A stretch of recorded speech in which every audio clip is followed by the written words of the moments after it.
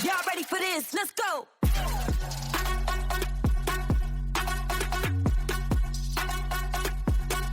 Welcome back to the Ben James Smith podcast. Today I want to talk about a word that many people instinctively associate with limitation: governance. For some, governance sounds like oversight. For others, it sounds like bureaucracy. And for many operators, it feels like friction. But sophisticated investors see governance very differently. They don't see it as a restriction on performance.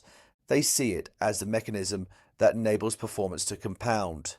So today we're going to explore why governance is not defensive, it's economic, why it doesn't reduce returns, it protects them, and why the highest performing investment platforms in the world are almost always the most governed. Part 1. The misunderstanding. In early stage businesses and smaller development operations, governance is often introduced late. First comes the opportunity, then comes the capital, then, sometimes, comes the structure.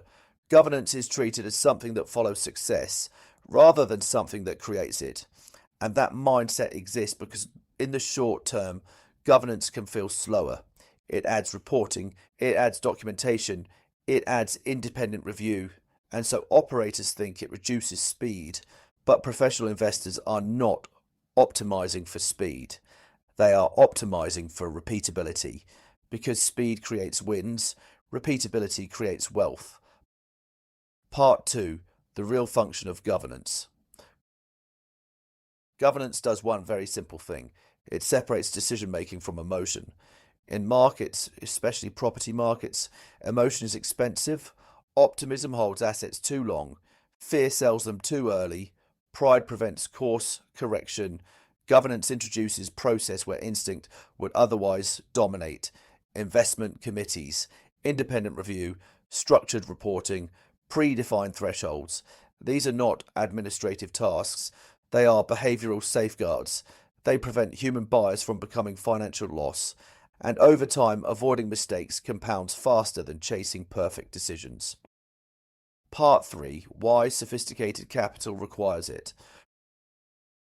Professional allocators don't just allocate into opportunities, they allocate into behavior systems. They want to know how a decision's made, who can override them, what happens when things go wrong, because good outcomes in good markets tell you nothing. Good outcomes in difficult markets tell you everything. Governance is how investors measure that before it happens. It turns a business from a personality into a process, and capital trusts process far more than personality. Part 4. The counterintuitive truth.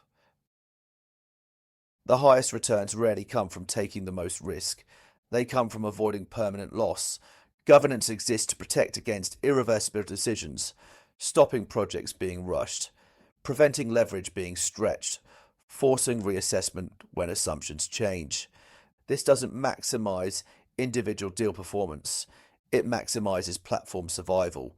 And survival, over time, outperforms brilliance because consistency compounds while volatility resets. Part 5. Governance as a competitive advantage. Here's where it becomes interesting. Governance doesn't just protect capital, it attracts it. Large investors are not simply looking for yield, they are looking for predictability. They need to trust that outcomes won't depend on a single individual, a single judgment, or a single moment. Governance gives them confidence that the strategy exists independently of the founder. And when that happens, capital scales because the platform becomes investable, not just invest-worthy. Governance is often misunderstood as a brake. In reality, it is a stabilizer. It doesn't slow progress. It prevents reversal. And in investing, avoiding reversal matters more than accelerating forward, because returns are not built on moments of success. They are built on long periods without failure. Thanks for listening, and remember, great investors don't trust good judgment. They trust good structure.